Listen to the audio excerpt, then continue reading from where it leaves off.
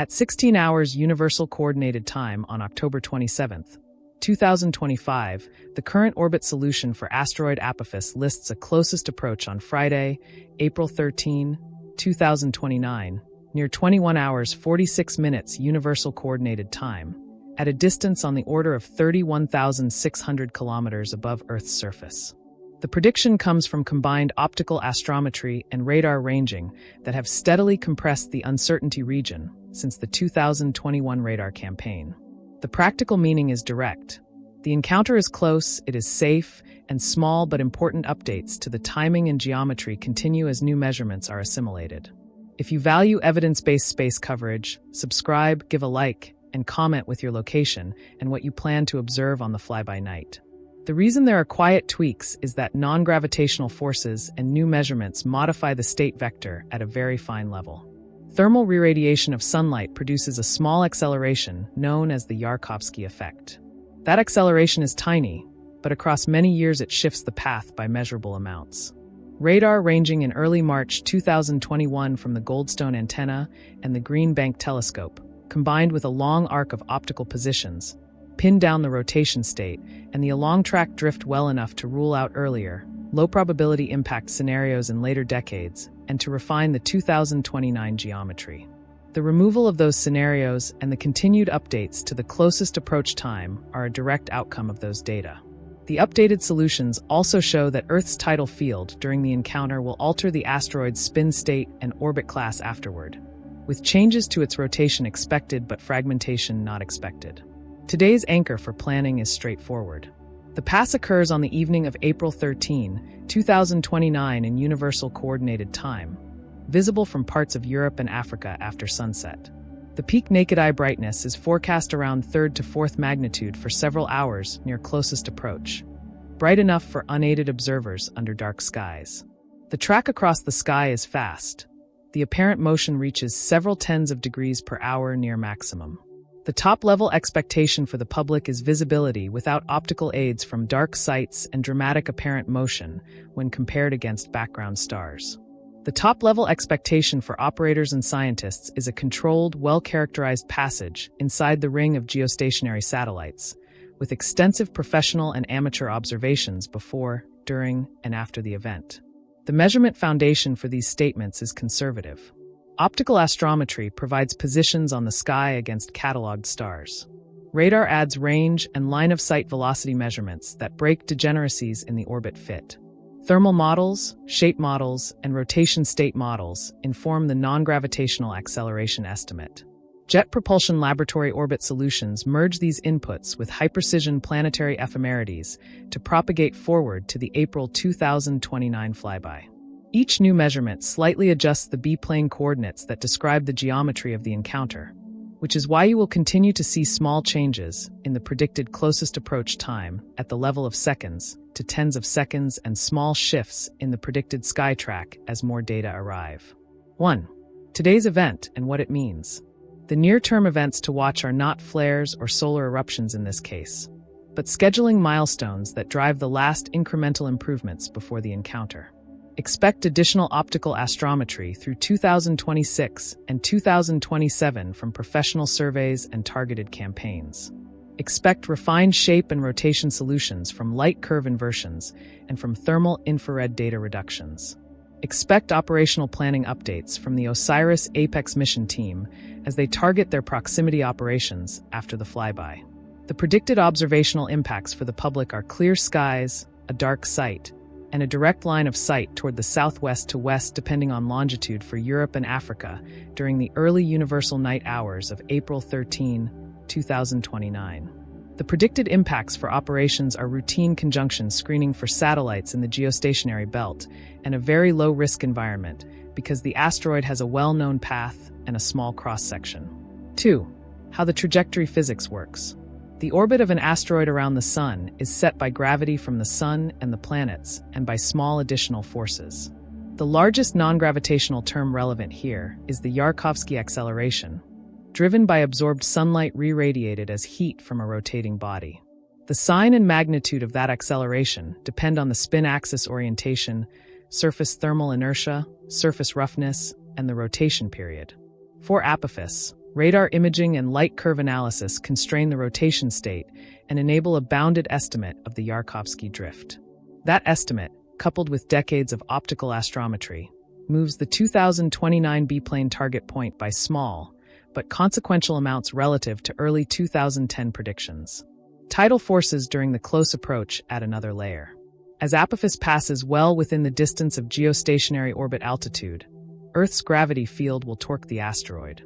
Models predict a change in spin rate and potentially a transition into or out of a tumbling state, depending on the pre-encounter rotation and internal mass distribution. The asteroid's path after 2029 transitions from an Aten-class orbit to an Apollo-class orbit as its semi-major axis changes.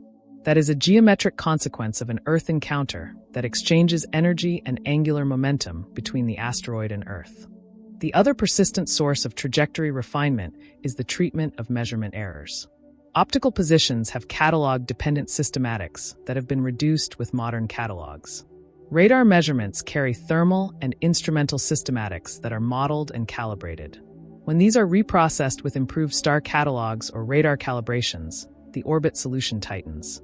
The Center for Near-Earth Object Studies at the Jet Propulsion Laboratory publishes updated solutions that reflect these improvements. Quiet does not mean trivial. Each refinement reduces uncertainty and increases confidence in the flyby geometry. 3. How small changes propagate forward. A tiny change in the along-track direction today becomes a shift in the arrival time at the 2029 B-plane. In encounter coordinates, that translates into a shift in the zeta direction that can be described in kilometers. The same adjustment can shift the lateral coordinate, which changes the exact altitude above Earth's surface at closest approach by a comparable small amount. Downstream of the encounter, those shifts change which resonances, if any, are sampled and therefore adjust the distribution of orbital elements afterward. Earlier work mapped a set of narrow keyholes on the 2029 B-plane that would lead to impacts in future decades. The 2021 radar campaign and subsequent solutions moved the predicted B-plane location away from those keyholes by comfortable margins, which is why the impact risk was removed for a century or more. That change is not a press release artifact. It is a direct mathematical consequence of better data and better modeling. Propagation into the minutes and hours of the flyby night also matters for observers. The predicted time of maximum altitude above the local horizon varies by longitude. Small updates to the closest approach epoch shift that time slightly. For a given city, the practical effect is whether the object is higher or lower in twilight and whether the moon is a factor at a specific minute. Those are the kinds of updates you should expect to see as the date approaches. Second-level changes to the time of peak elevation and degree-level changes to the azimuth where you look first. None of these alter the headline that the pass is visible to the unaided eye across large parts of Europe and Africa under dark skies. 4. Diagnostics for this problem and how to read them. For space weather, you monitor solar wind speed and the interplanetary magnetic field. For a close asteroid flyby, you monitor astrometry and trajectory diagnostics. The public-facing quantities you can track are these: the predicted closest approach time in universal coordinated time, the predicted closest approach distance above Earth's surface, the predicted magnitude at closest approach, the expected sky path by hour for your city, the uncertainty on the arrival time, often stated in seconds, the uncertainty on the distance, often stated in kilometers. For professionals, the parameters include the B-plane coordinates and their covariance, the formal uncertainties on the state vector components, the adopted Yarkovsky transverse acceleration and its uncertainty bounds, and the spin state solution. You will see these reported in mission updates or technical notes with full context. The interplanetary magnetic field does not govern this event, but the concept of watching a critical component until the last moment still applies. For Apophis, that critical component is the effective transverse acceleration driven by thermal reirradiation and any changes in the spin state as the encounter approaches. If new light curves suggest a different pole orientation or a different rotation period, the non-gravitational term will be updated and the forward propagation will reflect that. If an additional radar dataset is obtained in the years preceding the encounter using the Deep Space Network and a receiving station, the range Doppler constraints could further contract the timing uncertainty. Those would be small adjustments relative to the present solution, but they are exactly the kind of quiet tweaks that accumulate into a high-confidence prediction. 5. Observation guide for the public. Darkness is mandatory for unaided viewing at 3rd to 4th magnitude. Choose a site away from urban light, with an unobstructed western or southwestern horizon, depending on your longitude. For Western Asia, North Africa, and Europe, the best windows are the first few hours after local sunset on April 13, 2029. The object will brighten and move quickly across the sky as it approaches closest passage. The moon phase on that date contributes background light that you should plan for.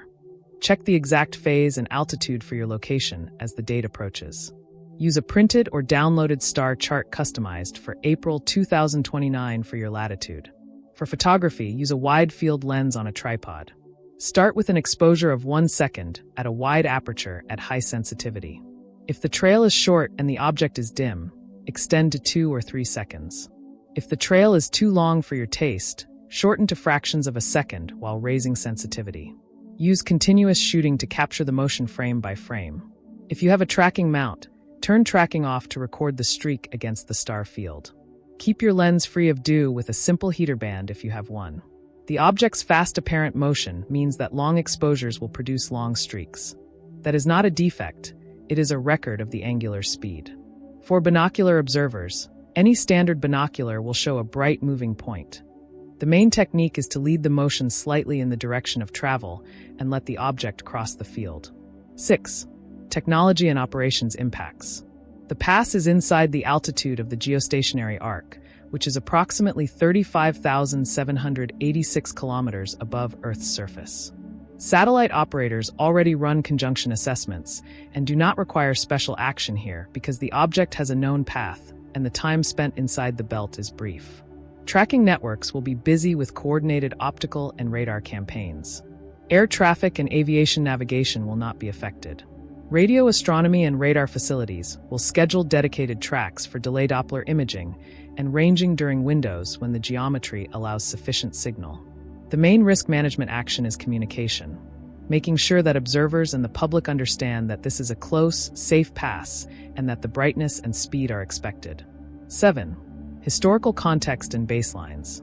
The 2013 flyby of asteroid 2012 DA14 passed at an altitude of roughly 27,000 kilometers above Earth's surface. That object was much smaller, and its event demonstrated that close passes can be observed globally and characterized precisely. The 2029 Apophis pass is different because the object is larger by an order of magnitude in diameter, and because the encounter occurs within the geostationary region, making it a once-per-many-millennia geometry for a body of this size. Past impact concerns quoted for the years 2036 and 2068 were associated with specific narrow keyholes on the 2029 B-plane. The 2021 radar ranging eliminated those pathways by moving the predicted B-plane target away from them.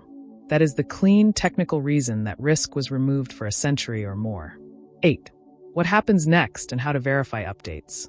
The most important milestones are additional orbit solutions posted by the Center for Near-Earth Object Studies at the Jet Propulsion Laboratory, campaign plans from the OSIRIS-APEX team for proximity operations after the flyby, and any approved European mission that seeks to rendezvous before the encounter. For the public, the actionable checkpoints are specific and testable. If the predicted closest approach time shifts by more than tens of seconds within the final year, that indicates new weighting or new high-quality measurements. If observers report pre-encounter light curves that alter the spin-pole solution, expect small updates to the predicted post-encounter rotation state. If the Deep Space Network publishes a successful radar ranging sequence in the pre-encounter years, expect the timing uncertainty to contract noticeably. On the night itself, if you see the object move several degrees in a few minutes at 3rd to 4th magnitude under dark skies, the prediction has been confirmed by direct observation. After the pass, if the OSIRIS-APEX mission reports measurable changes in surface boulder positions or regolith migration, that confirms the expectation that Earth's tidal field can refresh a rubble pile surface without catastrophic disruption. Limitations and uncertainty are part of this coverage. Ground cloud cover, urban light, and moon brightness can prevent visibility even under predicted favorable magnitude. Timing uncertainties at the level of seconds are immaterial for the public, but important for high-speed imaging and radar scheduling. Non-gravitational forces are modeled within bounds.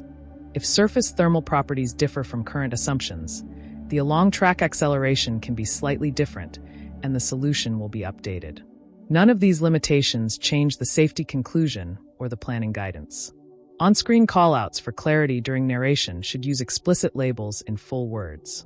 Use closest approach distance equals approximately 31,600 kilometers above Earth's surface. Use peak visual magnitude around 3rd to 4th magnitude under dark skies. Use geostationary orbit altitude equals approximately 35,786 kilometers above Earth's surface. Use post-encounter orbit class changes from Aten to Apollo due to energy exchange. Use spin state likely modified by Earth tidal torques. Avoid abbreviations, avoid single-letter parameter names on screen, and avoid jargon without definition. A concise observer checklist follows. Check your city's sunset time for Friday, April 13, 2029. Identify an observation site with a clear western or southwestern horizon. Verify the moon phase and altitude for your city at 21 hours to 23 hours local time. Print a star chart for your latitude that includes the predicted path of Apophis for the hour around closest approach in universal coordinated time. Prepare a camera with a wide-field lens, a sturdy tripod, and a remote shutter. Start with 1-second exposures at a wide aperture at high sensitivity and adjust based on trail length. Bring warm clothing, a headlamp with a red filter, and spare batteries. For those who want to audit the forecasts, there are practical benchmarks. Compare the latest posted closest approach time with the previous month's value and note the difference in seconds. Check the predicted distance above Earth's surface and note any change in kilometers. Look for any updates to the rotation period in hours and minutes derived from light curves. A changed value indicates new data and a refreshed model. Watch for any announcement of radar delay Doppler images. Their publication confirms a successful ranging sequence and will be followed by an updated orbit solution. The close approach geometry is best described in the encounter plane that is perpendicular to the incoming velocity of the asteroid relative to Earth. In that plane, small changes in the along-track arrival time map to position shifts along one axis, and small changes in lateral aim map to position shifts along the other axis. The practical result is that each new optical or radar measurement tightens the predicted point in that plane by a small amount. When that point moves farther from the narrow gravitational resonance corridors that were once of interest for far future impacts, the quantified risk decreases. This is why the elimination of formerly quoted impact years followed directly from the 2021 radar campaign and the subsequent orbit solutions. The current solution keeps the closest approach comfortably inside the geostationary ring altitude while remaining well above Earth's surface. That geometry produces a strong but brief tidal torque on the asteroid. Tidal torque is the differential pull of Earth's gravity on the near side versus the far side of the body. The predicted outcome is a measurable change in the spin state.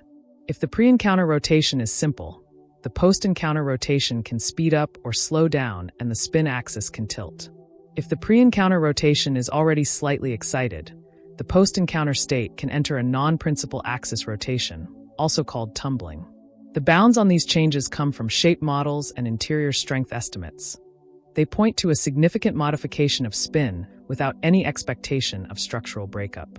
Surface processes follow from the same physics.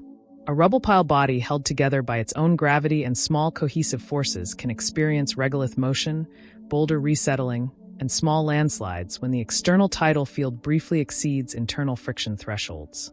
The predicted signatures include fresh patches with different reflectance, small shifts in boulder positions relative to pre-encounter images, and possible exposure of blocks that were previously covered. None of these imply hazard to Earth. All of them are valuable probes of small body geology under natural forcing. Observation campaigns by professional facilities concentrate on two classes of data before and after closest approach. The first is high signal-to-noise light curves that resolve rotation period and reveal any transition into a complex spin state. The second is radar delay Doppler images and range measurements when geometry allows sufficient signal strength.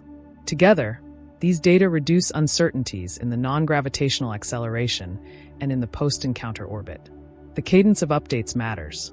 If the published rotation period changes by more than a small fraction of a percent, that is evidence of tidal spin modification. If a new radar dataset appears close to the encounter, the timing uncertainty for closest approach contracts further. Public observation can contribute quantifiable results with modest equipment. A tripod-mounted camera with a wide-field lens can record time-tagged trails against background stars. The method is straightforward. Synchronize your camera clock to universal coordinated time using a reliable time source. Record continuous sequences of short exposures, each 1 to 3 seconds, at a wide aperture at high sensitivity. Keep an accurate log of start and end times. Later, measure the length of the trails in pixels and convert to angular motion using the known plate scale of your lens and sensor. The result is an angular speed as a function of time that you can compare to the published sky path for your location. Agreement within a small fraction of a degree per minute validates the predicted track. A two-site parallax experiment can estimate distance at a specific minute. Two observers separated by hundreds of kilometers record the asteroid against the same star field within the same few seconds in universal coordinated time. Each measures the offset of the asteroid from a reference star pattern in angular units. The difference between the two angular positions, combined with the baseline length between the observers and the simple trigonometric relation for small angles, yields a distance estimate. The uncertainty is set by timing accuracy, baseline accuracy, and centroiding accuracy on the images. A well-executed pair of stations can achieve a distance estimate with a percent-level uncertainty, which is a strong educational demonstration of classical triangulation. For advanced amateurs with tracking mounts, a light curve campaign is possible. Track the predicted right ascension and declination so that the asteroid remains near the center of the frame. Use short exposures to avoid saturation. Measure the brightness relative to nearby calibrated stars and extract a rotation curve. Before the encounter, the period and amplitude should match published pre-encounter solutions within known uncertainties. After the encounter, a shift in period or a change in amplitude indicates a modified spin state. If the asteroid enters a tumbling state, the light curve can show multiple periodicities. Publish your measurements through established community channels that accept amateur photometry with documented methods. Satellite operators already apply conjunction screening for resident objects in geostationary orbit. The presence of a fast-moving natural object with a well-known track does not materially change collision risk because the time of closest approach and the position uncertainty are small. The sober action is enhanced situational awareness, not evasive maneuvers. Ground networks will coordinate tracking passes so that optical facilities do not interfere with radar operations, and radar operations are scheduled in windows that optimize signal strength and geometry. Education and outreach benefit from a clear separation between terms. Use interplanetary magnetic field only when discussing solar wind conditions. It does not govern asteroid motion during a gravitational flyby. Use magnetopause and ring current only when describing Earth's magnetic environment. They are not part of the dynamics of the asteroid pass. Use solar wind dynamic pressure only to explain why sky conditions for aurora have nothing to do with this event. Precision in language prevents confusion. Mission operations for the OSIRIS-APEX spacecraft focus on proximity studies after the encounter. The plan includes approach, formation flight, close passes to image surface blocks and regolith, and controlled thruster firings to mobilize surface grains for process studies. The scientific goals include measuring surface mechanical properties, mapping any tidally induced landslides, and constraining interior structure through the response of boulders and regolith to small disturbances. The mission will also refine the rotation state, pole orientation, and gravity field with repeated passes. Success criteria include high-resolution imaging that shows surface change relative to pre-encounter expectations and dynamical measurements that reduce uncertainties on the non-gravitational acceleration model. Geometric visibility across regions is consistent with the published track. Western Asia, North Africa, and Europe receive the best early evening views in universal coordinated time on the flyby date. The object brightens to several magnitudes visible to the unaided eye under dark skies and moves quickly across the sky near closest approach. The Americas see a fainter and lower track either before or after the peak, depending on longitude. The exact azimuths and altitudes are location dependent.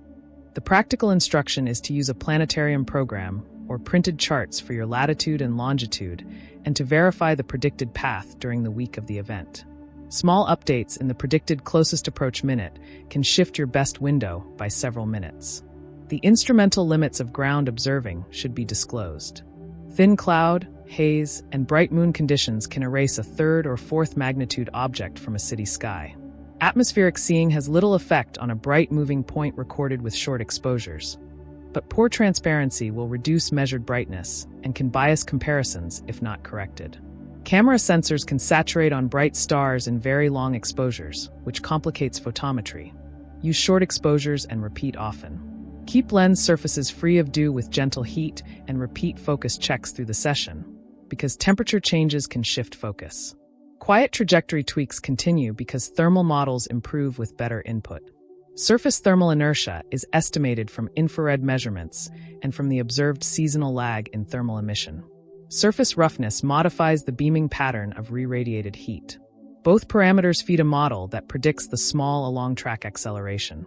If those inputs change, the adopted acceleration value changes slightly, and the forward propagation changes accordingly.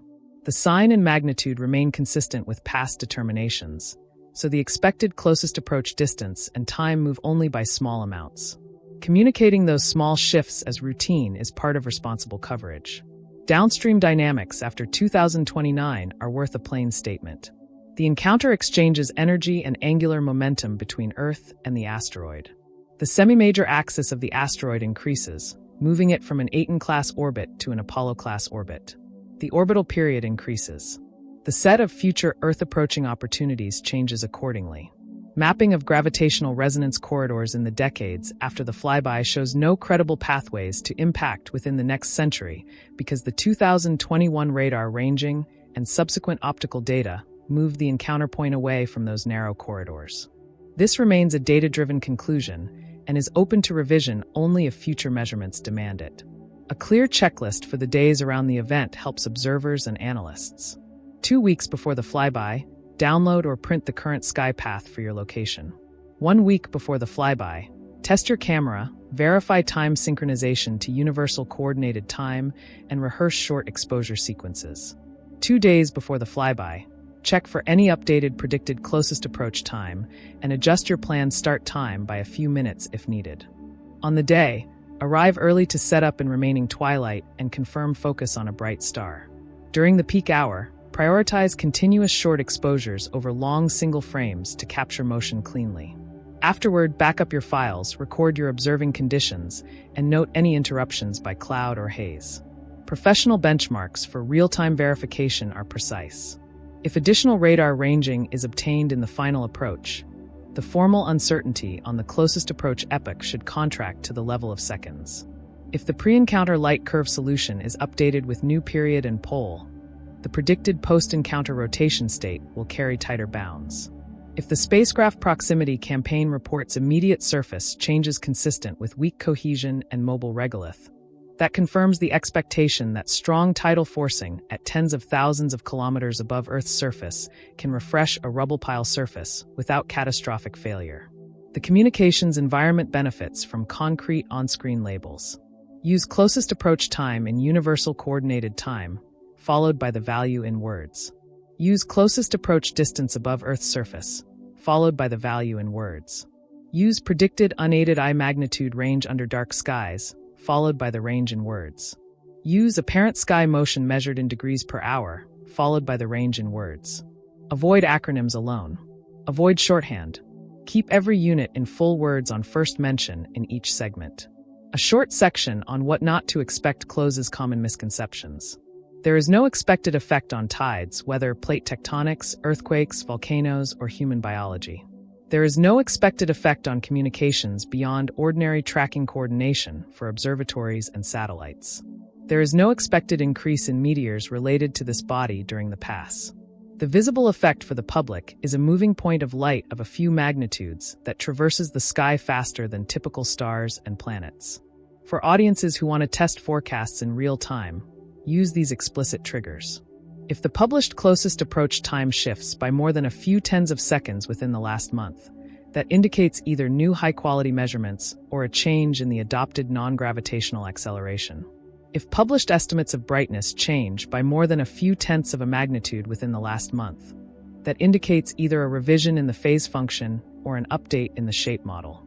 If professional networks publish new range measurements, expect an orbit solution update within days. If none of these appear, expect only minor refinements and proceed with your observation plan. Simple post-event analyses can be done at home. Compare your measured angular speed curve to the predicted curve for your location. Cross-correlate peaks in speed with the published minute of closest approach in universal coordinated time. If you participated in a two-station parallax, compute your distance estimate and compare to the published value. Report both the match and the uncertainty. If you recorded a light curve, phase it to the pre-encounter period and to the post-encounter period to see which one aligns. If none do, investigate whether your timestamps or comparison stars introduce systematic errors. The scientific value extends beyond a single night. The encounter will calibrate how rubble pile bodies respond to tidal torques. It will test and refine thermal models that feed non-gravitational acceleration estimates. It will provide a before and after record of surface change under known forcing. These improvements propagate to risk assessment for other near-Earth objects because they reduce model uncertainty and tighten predictions for future close approaches. A final note on uncertainty management sets expectations. All statements in this coverage rest on data streams that can be checked: optical astrometry, radar ranging, spacecraft imaging, and published orbit solutions. Where uncertainty remains, it is identified and bounded. Timing uncertainties at the level of seconds do not matter to naked eye observers, but do matter to high-speed radar schedulers. Brightness uncertainties at the level of tenths of a magnitude do not matter to visual detection, but do matter to exposure planning for small telescopes. Spin state uncertainties before the encounter translate into bounded predictions for post-encounter rotation. None of these uncertainties change the safety conclusion. Subscribe and leave a comment with your city, your latitude in whole degrees, your observation start and end times in universal coordinated time, and your best frame or measurement. Share whether the predicted track, brightness, and apparent speed matched what you recorded, and note any differences you can document with data.